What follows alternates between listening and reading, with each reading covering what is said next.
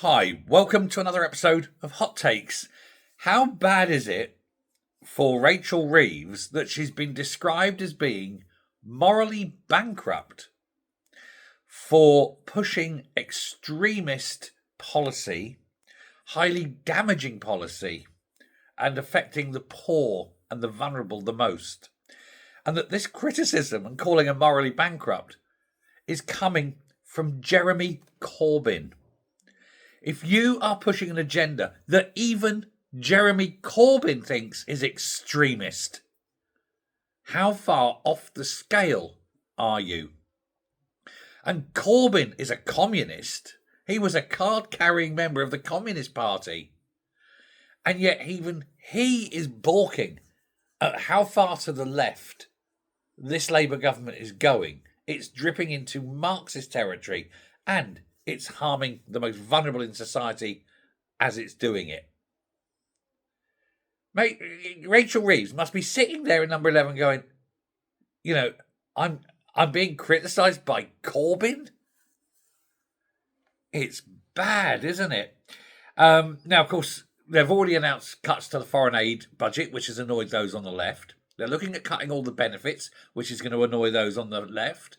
They're looking at abandoning the triple lock for pensioners, which is annoying not only the left, but more importantly for Labour, the unions.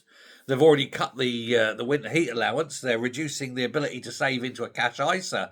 And all these things are the ones that really affect the lower paid, the vulnerable, the elderly, the ill, the disabled, and so on. They can't come after the rich. And do you know why they can't come after the rich anymore? It's because the rich have gone and are, fleeing in their droves. Billions upon billions of pounds have left this country and they ain't coming back for a long time. And the reason is the rich refuse to be taxed into oblivion. And to be honest, who can blame them? If it was your money and you had a chance of saving it, you would. Now, Labour MPs have warned the Chancellor's policies could be dangerous, not just damaging, but dangerous. And he said that it will force ever-increasing numbers to vote for reform. And it's just, it's there to see. Councillors up and down the country are jumping ship. Even today, more today jumped to reform. Even with the sort of spat that's going on, they're still going to reform. And reform are not just winning them over, they're storming them. I mean, it is an assault on the gates of the giant uni party. And it's going to continue. And every election, we're seeing this, and we're seeing people swap and cross the floor and so on. And especially in red wall seats.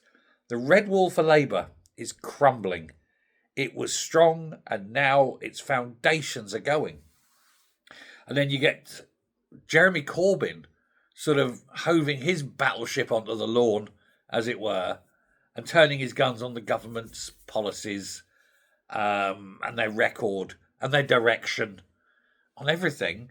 And he said first, I've got his quote, I've written his quote down. It was the refusal to scrap the 2-child benefit cap, then it was cuts to the winter fuel allowance and foreign aid. Now it's devastating cuts to welfare. Says, isn't it strange how the government only cites difficult choices when they are harming the most vulnerable people in society? This government should be more honest. There is never any money for the poor, but always enough money for war. Do you know, I never thought the day would dawn that I stand foursquare with Jeremy Corbyn. Strange bedfellows, eh? Who knew? Me and Corbyn on the same page. Weird. Let me know what you think. Thanks very much. Goodbye.